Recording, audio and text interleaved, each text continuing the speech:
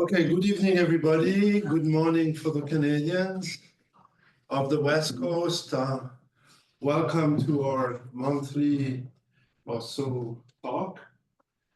And I would like to acknowledge and respect the Ronquangan speaking people on whose territory the University of Victoria stands, and Wassanak, Songhees, Wassanek, and Esquimalt people whose relationship with the land continues to this day. My name is Emmanuel Bounejayi. I'm the lead for Borders and Globalization, and today I have the great honor and delight to introduce an artist whose name is Valerio Vincenzo. And I really like the way the bibliography that we used in Big Review, so I'm going to read it because it's kind of artistic in the way it's presented. Valerio has been Italian since 1973 and French since 2014. And he's currently based in Paris. He was trained as an economist and was a business strategy consultant, NGO administrator before becoming a freelance photographer in 2004. I'd like to insist that he's not just a photographer, he's really an artist who's done all kind of work that is very interesting and goes beyond actually the book that we have in a way publicized through Big Review. The book is called Borderline Frontiers of Peace. It's published by Lanoux, Thiet in Belgium in 2017. If some of you don't know it, I would like to encourage you all to have a look at the book. It's very beautiful. And with that, thank you very much, Valerio, for agreeing to give us a talk, and the floor is yours. Thank you for this great presentation. Can you hear me well, and can you see the screen? Yes. Yes. Yeah. Super. Perfect. Okay, cool. I will try to share as best as I can the project that I started in 2007 over more a decade until about 2019 as a photographer, but following it year by year. This experience talks about also what happened in Europe over the period of time. It all started for me before. It was 1995, January 1995. I was doing an exchange period in France. And by the way, I'm really surprised to see one of the attendants to the meeting. He was there with me 30 years ago, André Corel. So we were in France, and after the exchange, I decided to remain in France to work a few months doing an internship. In January 1995, an Italian could not stay in France as much as he wanted. He needed a residence permit. And obtaining a residence permit at that time was really hard. I remember being summoned a number of times to the police station. The last time only because I had made the huge mistake of signing in blue a document that had to be signed in black. So after all these things, I finally got the document, and I'm really proud to show it to you today. Let me see if this moves on. Here it is. When I received it, this document was completely useless because the Schengen Agreement had come into being. And so I was not anymore a foreign citizen or an alien in the eye of the administration. I had become a European citizen with all the rights of a French citizen. So like all this huge administrative set of rules just melted like snow under the sun, and this was really hard experience. We had one of our colleagues, also Italian, didn't have this permit. He had to leave France. Like he was given 2 weeks to leave the country, and we were really shocked by that. So this is like 1995. 20 years after, I decided to work as a change completely, radically my activity. I became a photographer. And I had this idea of mine that I really want to do something about this huge change in Europe, this huge historical change, but it's very hard to grasp visually. So I stumbled up this photo this was shot in the 60s by the French photographer Henri Cartier-Bresson. Here we are at the border, close to the border between France and Belgium. And this photo really depicts the Europe that I knew when I first got in France. The caption of the photo was well done. And so in 2007, I did the first very short trip from Paris. This was like a few hours drive from Paris to see if the border post was still there. And I found it. This is shot in 2007, completely abandoned. So at that time, I thought this is a great thing. I'm gonna become a very famous photographer, taking photos of all the abandoned custom houses all over Europe. And so I started the first trip, I organized myself, working on the eastern border of France, from France-Belgium down to France-Italy. The very first border custom house that I found, I don't know how you said that in Canada, border house or custom house. Anyway, you understand what I'm talking about. The first one that I found was this one, converted in a chocolate shop. And this was we are still at the border between France and Belgium. And this was one of the few that I took because I realized that the other ones were really sad. Broken windows, chipped paint, and they were not really in phase with what I wanted to talk about. I want to talk about the present. I want to talk about the notion of borderline. I wanted to give a different meaning to the photos. So I came up with a very, very simple idea. In each one of my photos, you're going to see two countries. Thus, you see the border between the two countries. Like here, between France and Switzerland, all that remains of the border between the two countries is a yellow dot on the pavement. Here we are in between France and Germany in the Alsace region. This is probably one of the most disputed regions in Europe. I found out that this was French before 1871, then became German until 1918, then French again until 1939, and then German until 1944, and then France since then. So if somebody had lived that in their period, they would have changed nationality 4 times, see 3 wars and 5 different regimes. And when I shot this picture in 2007, the border was lost somewhere in the woods. And nobody really cares about that today in Europe. So after this first trip, I had a few photos like the one I showed you, and I went to meet a magazine that is called Geo. It's kind of the European equivalent to the National Geographic. And I told them that this was 2007. In 2008, Switzerland would have joined the Schengen area. Why don't we do a project on Switzerland? And they agreed on that. And this was the beginning of my collaboration with the magazine. So this was the article that was published looking for the Swiss border. And this was a collaboration that lasted for a long time. Today, I'm calling from the offices of the magazine because now I work as photo director of this magazine.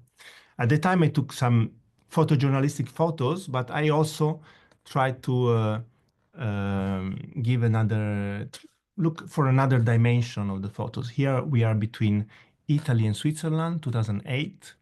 The poles that you see are not there to mark the border, but just to prevent the skiers from falling into the ravine on the Italian side, so the border is just a few meters from the poles. I mean, I have lots of stories related to the border. Usually I have like different levels. Each picture talks about the relationship between the two countries, the experience that I had at the time, but also informations about interviews that I had. At the time, for instance, I was working with a journalist, a French journalist. We interviewed a former smuggler because Italy and Switzerland have a long history of smuggling. And I showed him the pictures, and he told us, we have hidden a lot of cigarettes under the snow at that border because every time we were caught by the policemen, we had to hide them somewhere. So then it snowed, and then we couldn't find them anymore. So there's a lot of cigarettes hidden under the snow in this region. And we just can't wait for the global warming to come, and people are gonna find out our cigarettes again, and they're gonna find them back again. In 2009, I didn't take any picture. Honestly, I thought that I was finished with the project. I was happy. I was starting to collaborate with the magazine, and I moved on other projects. But I met a photo editor at Le Monde who told me, look, it's really a shame because you should try to see if you can do this somewhere else in Europe. So in 2010, I went to the Baltic states and trying to see if I could find some interesting borders. And I realized there was a lot to photograph. That was a bit like unexplored. So here, for instance, we are between Latvia and Lithuania, and the pole is standing in the beach. Probably there was a sign saying no trespassing or things like that, but there is only the pole left. And it's exactly at the border between the two countries. So this trip in 2010 was really the beginning of, I realized that I had a huge um, amount of kilometers of borders to explore. At the time, there were 16,500 kilometers of borders inside the Schengen area where there were no controls. So it was the beginning of a long series of trips from, like, for instance, here we are in between Portugal and Spain, one of the oldest countries in Europe, almost completely unchanged since the 13th century. And you see here, like, this is like, I like this image of the post that it's also been kicked. It's a bit damaged, and it's really, farmers are really afraid of this because in some countries, like in Switzerland, they have to pay every time they damage a border post. And because of the crops, they don't really see them, so they have to pay a lot of attention. Here, between Portugal and Spain, the farmer must have done something and then he left in hoping and nobody would notice. But I took a picture of it, so it's there to remember. So we were seeing one of the oldest in Europe. This is one of the youngest in Europe. We are between Poland and Germany, and this is one of the youngest because it was officially ratified only in 1991. I took these pictures in 2012, and it's hard to believe that until 1996, this was the most militarized border in Europe. There were 2.4 agents every kilometers, and Germany had thousands of people whose job was to protect the border. I was presenting this photo to a public of French diplomats a few years ago. And when they saw this photo, one of them raised his hands, and I was a bit afraid, saying maybe he's going to contradict me, or I don't know, he's going to say something that I made something wrong, or then my numbers are wrong. And in fact, he said, "Look, I was in the task force that was built up to help the Germans find how to reallocate thousands of people who had been working on the border and all from one day to the next didn't have a job anymore." And so the Germans were so worried about that that they asked French to come up with ideas just to reallocate all these people. And when I got there in 2012, this path had just been built, and it's really a great symbol, of the way that Europe has gone slowly from one very militarized side to a very peaceful one. Here we are at the border between the Czech Republic and Slovak Republic, also, yeah, a very young border. established in 1993 as a result of the Velvet Revolution, a revolution where no blood was shed. And this is a place that is very famous in Eastern Europe, a bit less in Western Europe. It's Sopron. It's almost like a place of pilgrimage today, every summer, because here in 1989 took place the Pan-European Picnic. Some historians think that this was one of the events that led to the fall of the Berlin Wall, because at that time the border gates were opened for just 3 hours to let hundreds of East Germans to escape from Hungary to West Germany through Austria.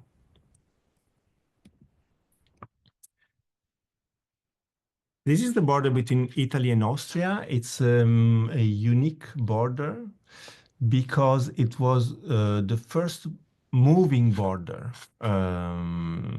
So because of global warming, some areas of the border go through a glacier, and the border is on the watershed of the glacier. Because of warming, the watershed changes. And every year they had to send people from Austria and to Italy to change and re-establish the trace of the border. So these two countries decided, okay, let's stop doing this. Let's invent a new legal entity that is called the moving border. And since then, also Italy and Switzerland have a moving border. In summer, borders are some places are very touristic. Here we are between Germany and Austria, and at the Zugspitze. And this is the highest mountain in Germany, and the people are literally walking along the border between the two countries. When I shot this picture in 2012, I made some research, and I found out that nobody knows where the border between Germany, Austria, and Switzerland is here at the Lake Constance. For Switzerland, the border is in the middle of the lake, and the lake is shared between in three parts. For Austria, the lake is common to the three countries, all of it. And Germany does not have a position. So nobody really knows what happens if there is an issue on this lake, but there is no tension about it because there is trust between these three countries.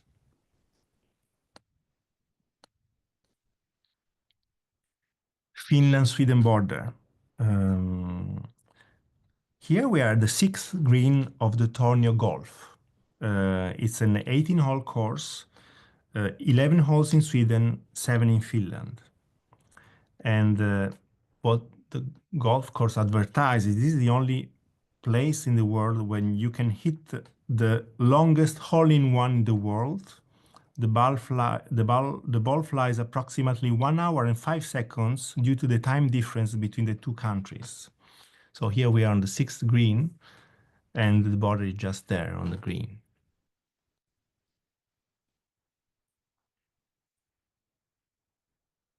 Market Island. It's a small rocky island in the Baltic Sea, and it's split in two by a border that zigzags along the rocks. And the reason is that this is the island that you can see from the image. It's really small, like a few hundred meters. But they had to organize a land swap between the two countries because they realized that the Finnish lighthouse had mistakenly been built on the Swedish side.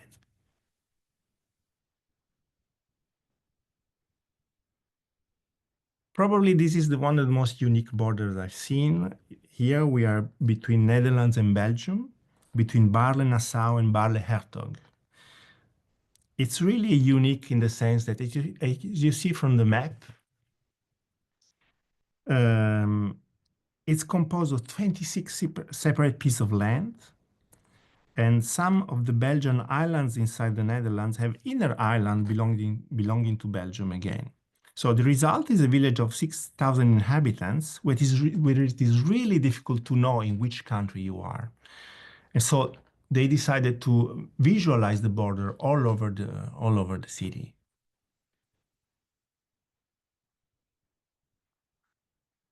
Poland, Czech Republic. This border is along the Polish-Czech Friendship Trail.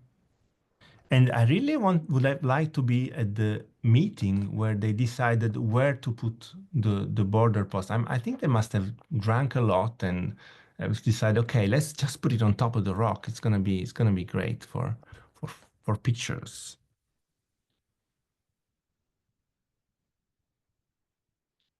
This is a scar in the landscape that talks about the untrust. It's a trench, in fact, that was built at the border between France and Italy, my two countries.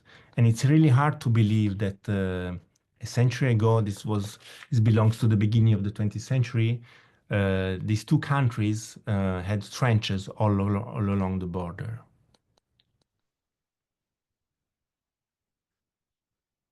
Here we are between Ireland and the United Kingdom, Northern Ireland. Um, the border between these two countries was at the heart of the negotiations for the Brexit. And of all the borders I've seen in Europe, it's really the one where there is no sign at all. There is nothing in the landscapes that allows you to understand that there is a border between these two countries.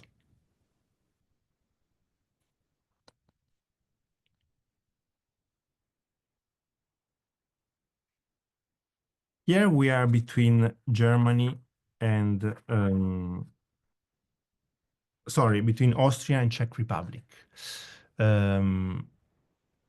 I calculated that I crossed the border more than 1,000 times inside the Schengen area.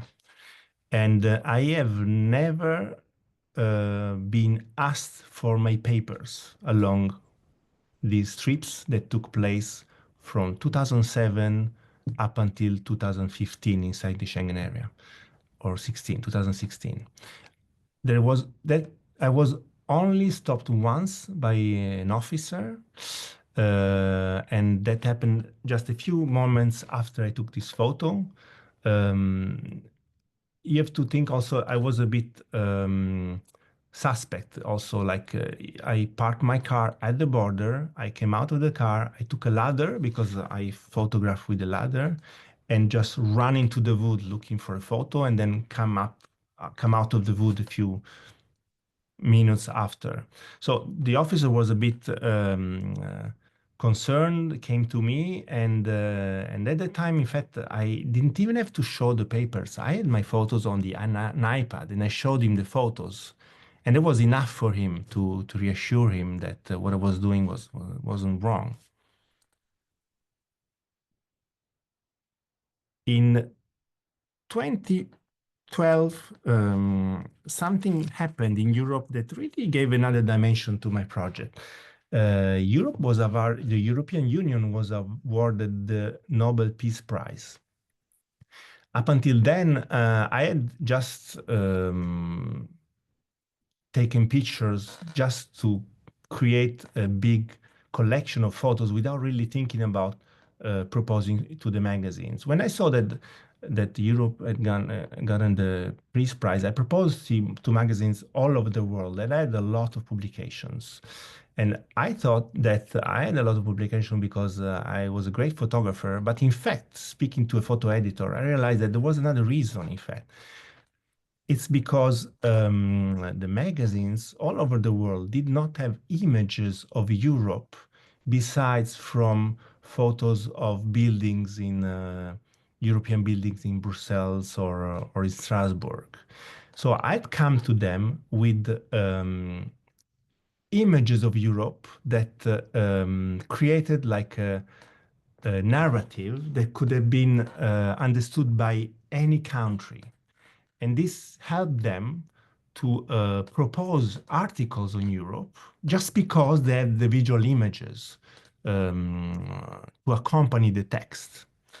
So at that time, I realized that there was a lack of images of Europe and in general, and I just found a way to talk about it through the notion of border. Um, to give you an idea, this is like Europe as it was when about 2016. In blue, you see the Schengen area. This is where I worked up until 2016. And then after 2016, I expanded the project outside of the of the Schengen area first. So in the countries that belong to the European Union that are not in the Schengen area. And then outside also the European Union, in the Balkans, because for me, the project really is about borders between countries at peace that do not have barriers. So if you see here, this is not an updated map. The country here that is this like C-shaped light blue country, Croatia, is now since 2023, so only 2 years ago, joined the Schengen area. So this should be dark blue. And I showed this photo before the country joined the Schengen area, but even before that, the border was fairly free. But all the other borders here, for instance, here we are between Greece and Bulgaria. It's between two countries of the European Union, but they are not. Bulgaria is not in the Schengen area, so there are checks and controls at the border. I didn't know that at the time. And so it was a bit harder for me to work in these fields. For instance, here you see the border on the Black Sea between Bulgaria and Romania. And you see a very peaceful photo. But what you don't see is the policeman shouting at me because I just walked a few meters farther than the place I negotiated with them to take the photo. And this experience really made me understand how, I mean, we know that these countries are bound to join the Schengen area, but as of today, still one can feel the controls and the checks just like it was when I first arrived in France 30 years ago.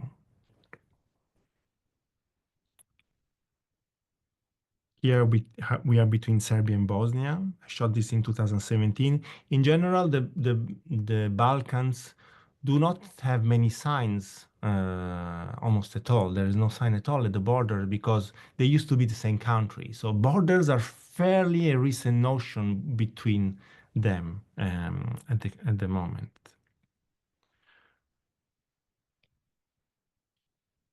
So now I'm gonna just go to a second part of the short part of the intervention, but I would like to know if up to now you have questions about the photos or we should move the questions to the end of my intervention.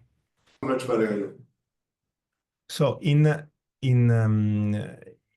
2015, 16, I took this screenshot of this is the result on Google Image of the quest frontière borderline in French, frontière.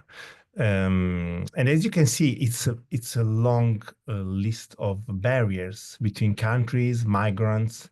That's what was in the news at the time. If I do this today, I wouldn't have the same result.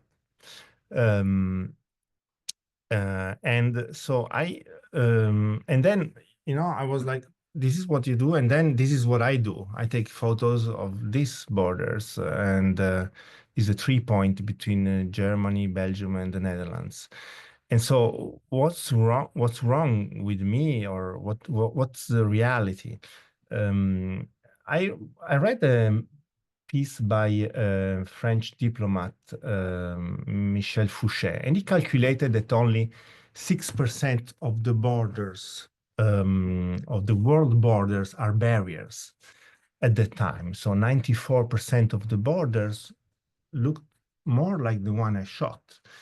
And in fact, the image that our society has is mostly related to barrier, because usually we talk about a border when there is an issue, when there is a tension between the two countries.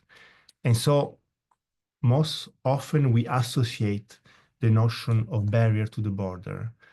And this is also led to a kind of change of meaning of the word border. How many times I've heard the fact that my project is about a world without borders.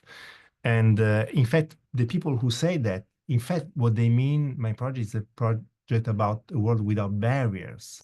But I take photos of borders, and this is how a border is. The fact that there is a barrier, that there is no barrier, doesn't mean it's not a border. On the contrary, we are moving more towards um, the function of a border, which is to be a place of passage, a place of mutual recognition. So this is, we saw this one. And so today, you know, like Europe has changed since 2015, 2016. It's almost like unbelievable to think that Europe won a Nobel Peace Prize for the borders. That changed really fast in a few years. We have far right that grows almost all over Europe, and like a crisis of identity. And what remains, you know, of this? What remains of this philosophy of the border? First, small introduction. I was really shocked. I had the chance to do a small conference with two of the persons who signed the Schengen agreements.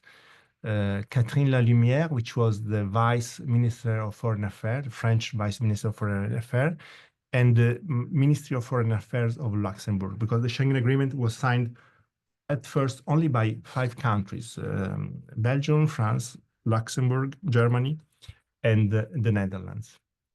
And so I had the chance to speak with 2 of them. And they told me, you know, Valerio, at that time when we signed the Schengen Agreement, so the Schengen Agreement was signed 10 years before it came into force. It was signed in 1985, and it was restated only 10 years after, 1995.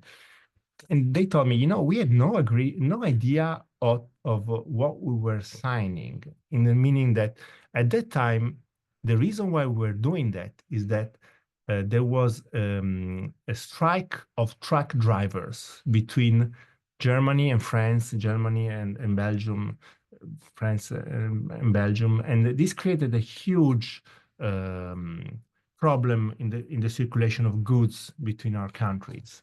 And they were striking because they were fed up with controls at the border.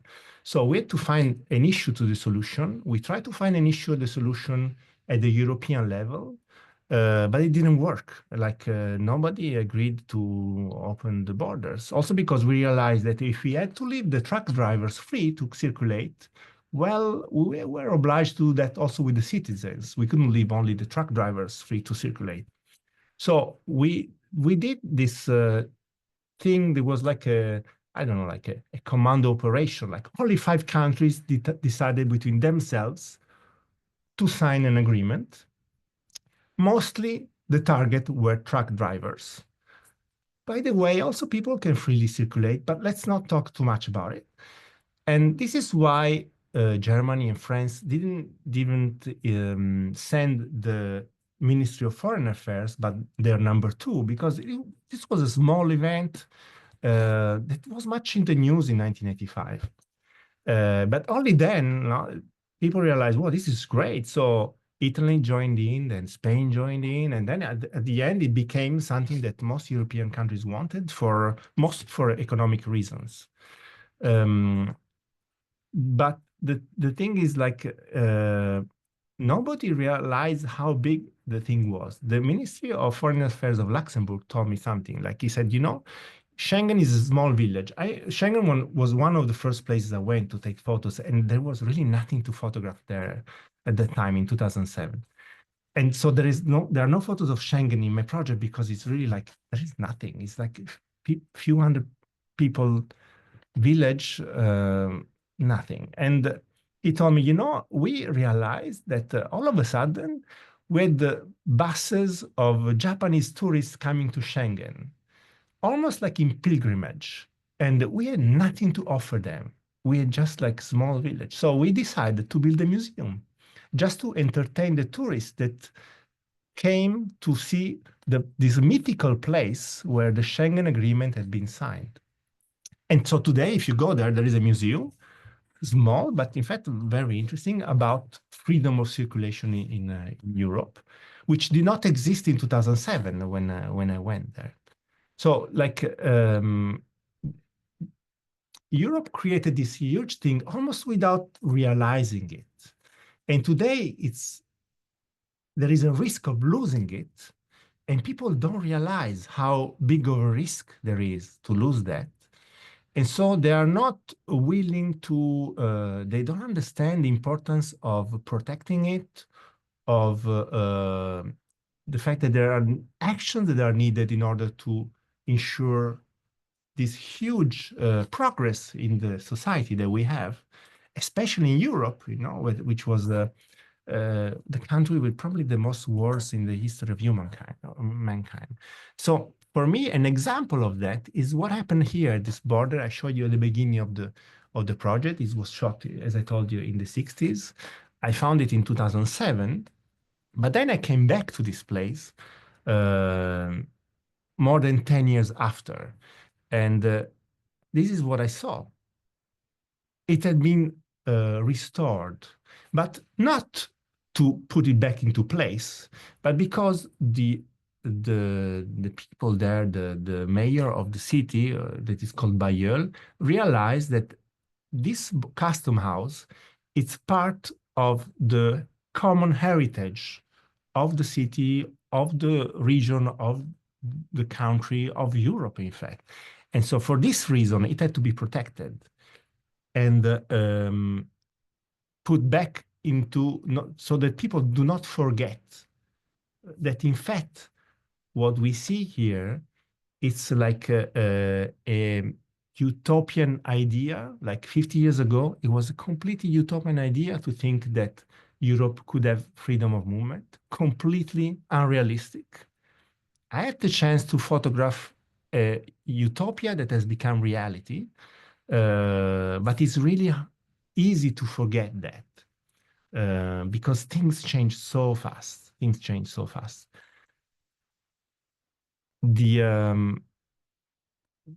I realized that after a few years that there was something even more interesting, even I think more interesting than my photos. As Emmanuel mentioned, I published a book. It also became a touring exhibit that has been exhibited in 35 places up to now in Europe, mostly in Europe. And more are going to come, especially this year, because it's the 40th anniversary of the Schengen Agreement. But what I found most interesting is the fact that these exhibits gave me the opportunity to do interventions in schools, mostly elementary schools. And I came up with an idea, and I was really surprised by the result. I decided to start my intervention before showing my photos, to ask the children to draw a borderline. So I step in the class and I just tell them, I give you one word, borderline. Please do a drawing. I want to see what you draw, what you have in mind. First thing in mind, you only have 10 minutes. Don't try to make something beautiful. I just want to, the first thing that comes to my mind, into your mind, just draw it. And I was really shocked to see that in each class in which I've been, and I've done this in a number of countries, in a number of schools, I always have two groups of drawings. I have drawings of connection, like for instance, like a bridge or a landscape, a bit like my photos. And I have drawings of separation. Here, the kid has drawn a wall between France and Germany. And this is true in all the classes I've been. There's always, like, it's crazy how this word, borderline, has a double meaning. And it can be interpreted in two different ways. And of course, what the kids draw is also the result of how they grow up, the things that they see at home, and the discussions they hear from their parents. I had this in a class in Paris from the only immigrant in the class. And it's like, this is so crazy. And this drawing dates back from 8 years ago. So it's just like, it's not recent, you know. But there is only one place in which I didn't have two types of drawings. I had three different kinds of drawings. And this happened in Vukovar. This is where I get to the Balkans. So I was invited for an exhibit in Vukovar, and I asked to do some interventions in this city. So Vukovar, for those of you who don't know, I didn't know at the time, and I didn't know the city before. It's a city. It's a martyr city of the war in the ex-Yugoslavia. Um, I've read that a word was invented to talk about the destruction that happened there, and it's the word urbicide, when you do not only destroy the city, but also the soul of a city. All the population that was displaced, and today the people that live there come from elsewhere. There are very few people that that are there today that were there before the war. So there has been a complete change of population. So today in Vukovar, still today in Vukovar, the children that are from Croatian origin do not go in the same classes of children that are Serbian. So classes are separated, and I made interventions in both classes, Serbian and Croatian. Officially, the reason is because Serbian and Croatian are not the same language, but before the war, it was considered a single language, Serbo-Croatian. But in this kind of classes, I had another category of drawings. I had more drawings than usual of custom houses, and it's normal because Vukovar is at the border, and the kids there experience a lot of controls, and that's what they draw. But I had the third category of drawings were very creative drawings, as if the kids there were trying to escape from their reality. And I just show you one as an example. It's this one. Very simple, drawn in like a few minutes. And I did not understand it. So I went to this girl whose name is Paula. And I asked her, like, I don't understand, what is this, you know? And she told me something that really like struck me. She told me, this is my brain. And this line here is the border between the things that I know and the things that I don't know. And then she said, between the things that I'm afraid of and things that I'm not afraid of. And what I find really interesting is that this kid, 10 years old, coming from a city that's a martyr city of a war in Europe, has a very simple idea, like the borders, first of all, it's in our head, it's in our brain. And I think it's very telling about the project. You know, I showed you lots of photos taken from me, but in fact, what is the strongest of all is a drawing by a 10 years old kid who understood a lot about the notion of border. Thank you. Okay, with that, thank you so much. I think we should close the discussion. I'm so grateful, Valerio, for your talk and for taking the time to present your work and discuss, you know, the iconography, how you conceptualize the work and how you actually implemented it. I'm very grateful to your answers and, you know, the earnestness and the honesty in how you technically actually addressed all of the work, and it's really interesting and fascinating for us. Obviously, we'll use the recording of the presentation on our website, and I want to tell everybody that Valerio was very kind to agree to have his pictures published in review. He's not the only artist who has tackled borders in Globalization reviews, and we have a few other ones that are quite different, obviously, and actually, you know, look at a range of ideas, right? From the idea of fence, we have, for instance, Pamela Dodds, who described and drawn fences across the world. We also have Guillermo Arias, who has published work on migrants trying to cross borders in North America. We have the work of François Caillon, who actually, in a way, complemented Valerio's work because he's a drawer and doesn't take pictures, but his pictures are quite peaceful as well. But the text where he describes the borders that he designed, is much more violent because he was very regularly arrested and put in jail for attempting to draw those borders. So we have these different artists who have presented the view, and you should keep on reading the big review. But with that, I want to close by thanking Valerio Vincenzo once again for his amazing and leading work on describing and opening our imagination on what borders can be when they are not barriers and not walls. Thank you so much. Thank you for inviting me, Manuel. It was a great pleasure. Thank you very much. And with that, I thank you all and remind you that we have such a talk once a month on the Monday. I think it's the first Monday of the month. The last Monday of the month. You can record, you can keep that in your calendar and make sure that you attend. And with that, thank you very much. Have a wonderful afternoon or evening.